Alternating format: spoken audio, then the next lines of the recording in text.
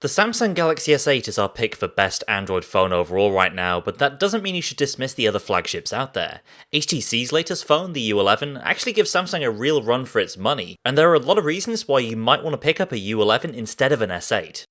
So let's jump into our top 5 things the HTC U11 does better than the Samsung Galaxy S8.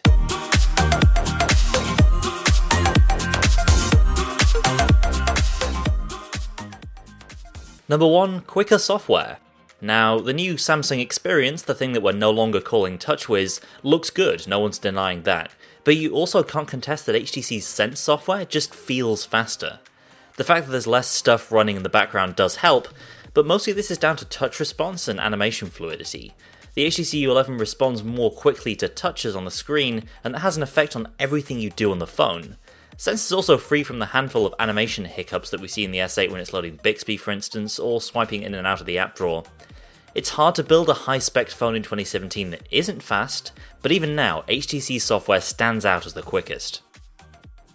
Number 2, better audio. So the U11 has one pretty big trade-off in the audio department. The lack of that 3.5mm headphone jack is an annoyance, but when it comes to audio from the built-in speakers, there's really no comparison between these two phones. HTC's boom sound hi-fi setup wins by a country mile, just listen.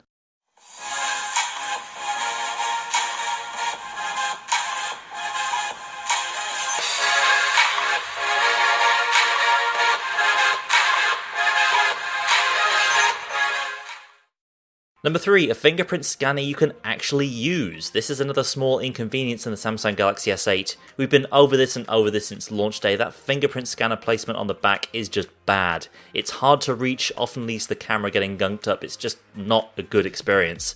The U11 has some pretty chunky bezels, but one advantage of that is, hey, you can put a front-facing fingerprint scanner down there, and you can actually see it and reach it.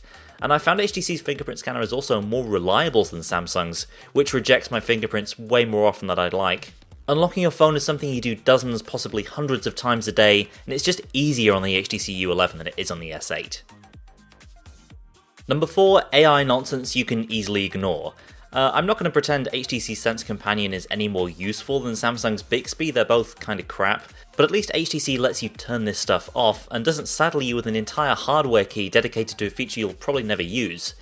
When it comes to AI, HTC mostly does the right thing by outsourcing things to Google Assistant and Amazon's Alexa. Sense Companion, which is meant to be more of a predictive assistant, is pretty useless and very notification happy, sending alerts that are sometimes completely irrelevant, but at least there's an easy toggle for this stuff, so you can quickly disable it if it gets on your nerves. And while you can remove Hello Bixby from your home screen, there's no way of getting rid of that button on the side of the phone, which, if you own GS8 you'll know I'm right here, you're guaranteed to accidentally hit when you try and do something else. Number 5, the U11 has the fastest, easiest camera shortcut. Now, photo quality on these two phones is very close. It's basically a wash whether you're talking about the front or rear cameras. They're both really excellent. But there's a big difference when it comes to quickly loading up that camera, which could make the difference between capturing or missing an all-important shot. Yes, we're talking about edge sense here on the U11, the thing where you squeeze the side of the phone to make things happen. There are a bunch of different things that you can trigger with a short or long squeeze, but by far the most useful is as a camera shortcut. Samsung has the standard double tap of the power key thing going on the S8, but in my experience this is both slower than HTC's Edge Sense and way more prone to stuttering, breaking, or otherwise causing you to hit that Bixby button, wasting precious seconds in the process. On the U11 it's one quick gesture and you're there into the camera app. Squeezing your phone sounds ridiculous, but for this one thing it does work remarkably well. That's it for now. Let us know what you think of these two phones down in the comments, and be sure to subscribe so you don't miss upcoming Android reviews and opinions. Thanks for watching, and I'll see you next time.